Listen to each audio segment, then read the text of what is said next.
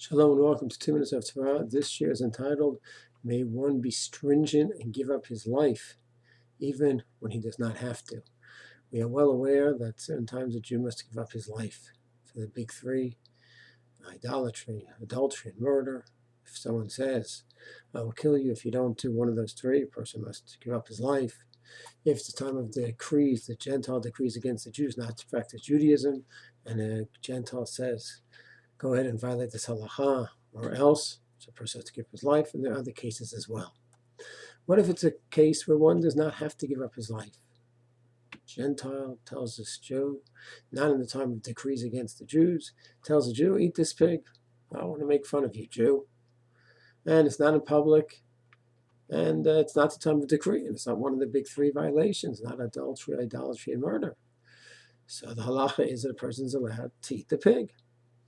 The question is, he says, nope, I do not want this Jew to make this Gentile to make fun of mockery of Torah, and I'm going to give up my life. Is he allowed to give up his life or not? So in the previous year we discussed, may one risk his life to save another Jew? Or maybe must one risk his life to save another Jew?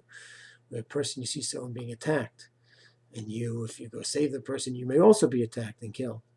So are you obligated to save your life, to save the other person's life and risk your life or not? So we saw that Yerushalmi says your person is chayav to give up his life in such a case, chayav to risk his life, obligated to risk his life in such a case, while others say he is not obligated.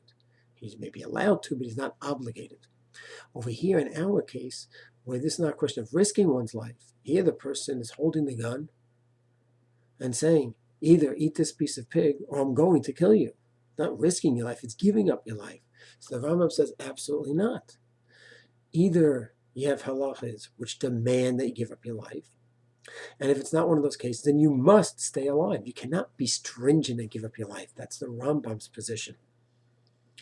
While others say that no, even when you don't have to give up your life, when a Gentile is threatening your life in order to get you to violate a mitzvah, even in the case where you don't have to give up your life, you are allowed to. It's considered to be mitat chasidut. It's considered to be above and beyond the law. It's considered to be a kiddush Hashem, where you're standing strong and not letting the Torah be violated, even though you don't have to give up your life. What's fascinating is this is a question among the Tosfos and Rosh who say that you are allowed to give up your life. First, the Rambam says you cannot give up your life, and the Shulchan Aruch actually paskins like the Tosfos and the Rosh, who says that you can give up your life and be stringent in the category of Kiddush Hashem. You don't have to, unless it's one of those categories where one has to give up the life. But if you don't have to. But if you want, it's considered to be a stringency.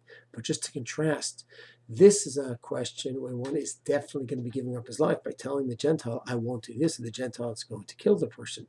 That's different than the previous year we discussed whether one is allowed or is chayav, obligated to risk his life to save another Jew. So two similar cases regarding the fasho, risking or giving up one's life, but two separate categories totally. Shalom.